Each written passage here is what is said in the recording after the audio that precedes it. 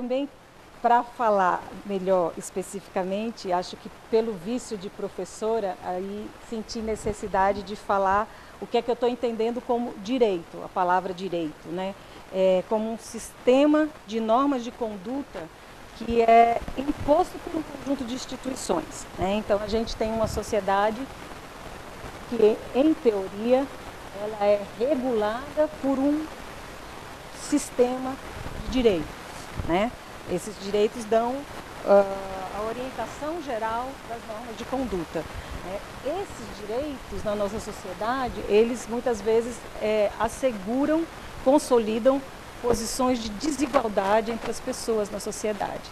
Mas, na verdade, teoricamente, eles deveriam assegurar a justiça social, e a ideia de justiça social na sociedade ocidental, moderna, está relacionada à ideia de igualdade de oportunidades, de igualdade de direitos.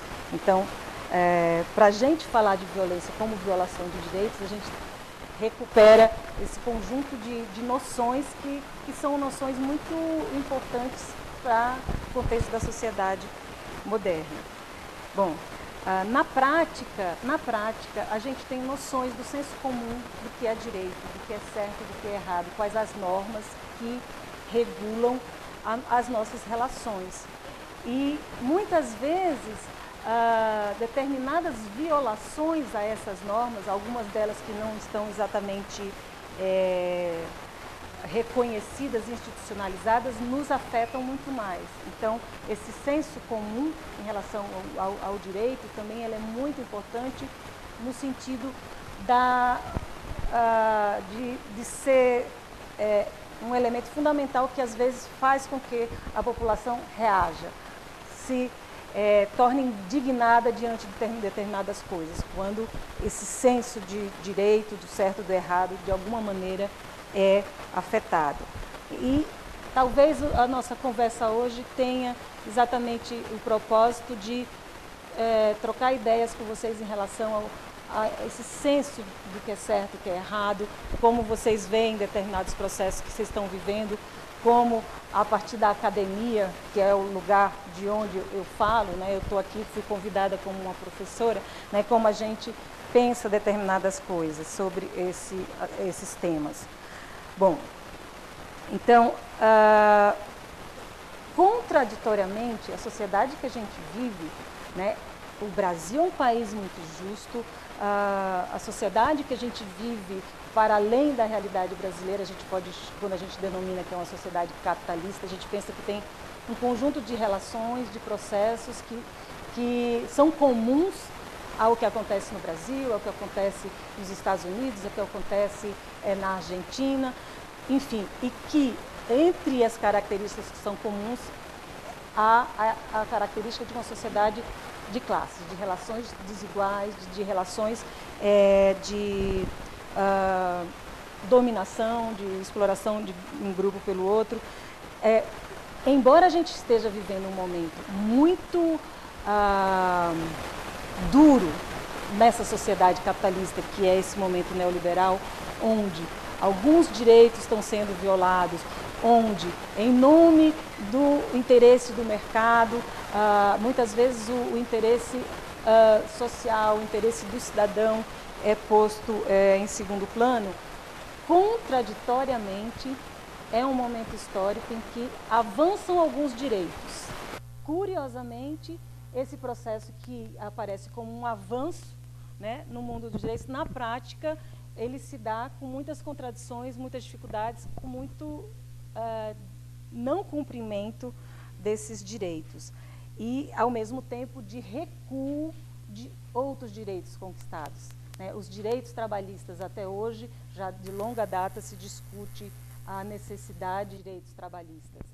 Essa discussão, né, ela aparece como uma necessidade do momento histórico, mas ela normalmente não realça que os direitos em geral, na sociedade que a gente vive, eles são resultado de conquistas, de lutas sociais, de lutas políticas. Eles não são decisões do Estado que raciocinam em termos de uma racionalidade administrativa. dando voz a determinados grupos sociais, determinados grupos de interesse que estão mobilizados em torno dessa questão, né, que são, sobretudo, os empresários, os capitalistas que querem que o Brasil se adeque a uma realidade internacional de recuo dos direitos trabalhistas.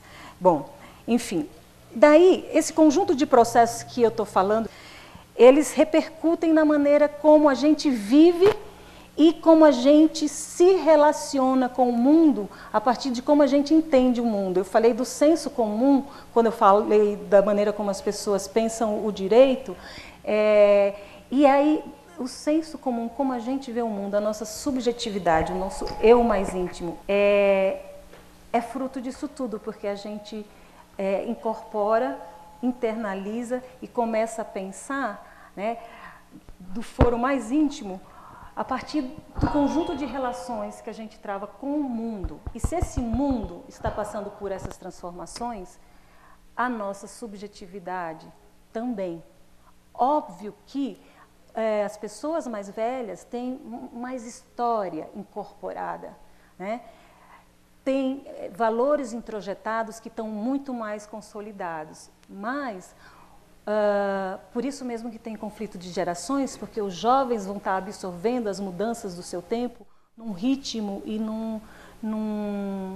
de uma forma diferente, numa profundidade diferente.